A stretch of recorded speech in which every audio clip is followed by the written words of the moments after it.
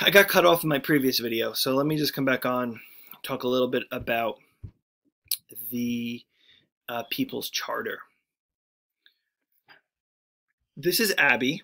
Say hi, Abby. Hi. She's going to help me explain the People's Charter. So the People's Charter was a political movement that started in 1837 and went for about 20 years in the idea of Chartism. And it was a way in which the British people aimed to try and get more political representation within the government. No, you can send a video to this one. You think so? Okay. He has some great suggestions. Anyway, so the British People's Charter is a petition signed by working class and lower class people all throughout British society. And the aim that the British People's Charter had, again, was to try and get better representation within the government. And it was a way for even the middle class people, right, to try and get more success. So again, this is something that is working across all levels of society, probably not so much with the aristocracy.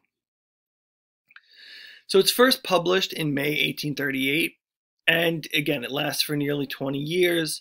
The demands are pretty simple. The first four are universal suffrage, secret ballots, equal electoral districts, and abolition of the property qualifications for members of parliament, right? So before you became a member of parliament, you had to have X number of acres or X number of land. Now, for a lot of middle class folks, that was a disqualifying feature, right? They may rent a home, they may not own a home, so they could never become members of parliament. But it was a way to preserve that aristocratic privilege, right? You had this much land, and you could be entitled to that. So by reducing that allows all people to become parts of parliament and hold positions of power. Finally, the last big demand was that there should be payments for members of parliament. They should receive a salary.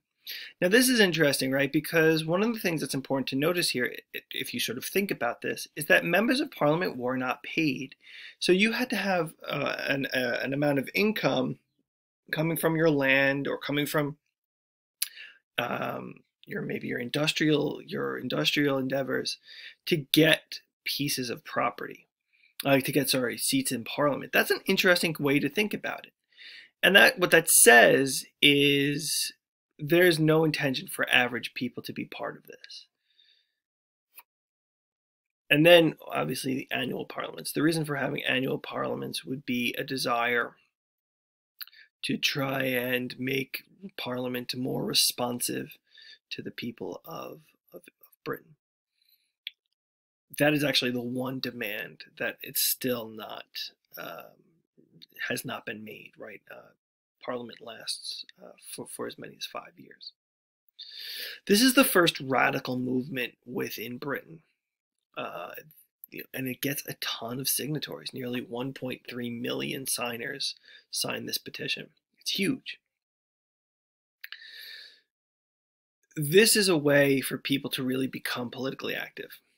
So the last big thing I want to say here is actually going back to the aristocracy, is aristocracy, even within the aristocracy, there was a feeling of sort of inequality for certain groups of people. So one of the things that happens here is that you have people who are made aristocrats, who, let's say have a lot of money, do great things for the country. They are made into lords or earls or barons or dukes or whatever the case might be. But they were also looked down upon, right? Even though they may have held a higher position, people saw them as sort of earned titles. And one of the things that I read in preparation for today was this idea that we want titles, something to the effect that we want inherited titles, not earned titles.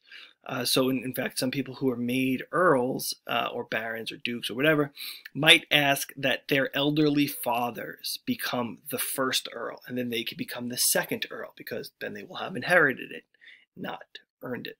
So it's an interesting way to think about class. And that is one of the things that is going to change over our period. By 1900, aristocrats don't matter quite as much, and these industrialists do. They are the ones who are going to get more political power, and they're going to earn more potential. So it's something that changes a lot in the Victorian period. So there you go.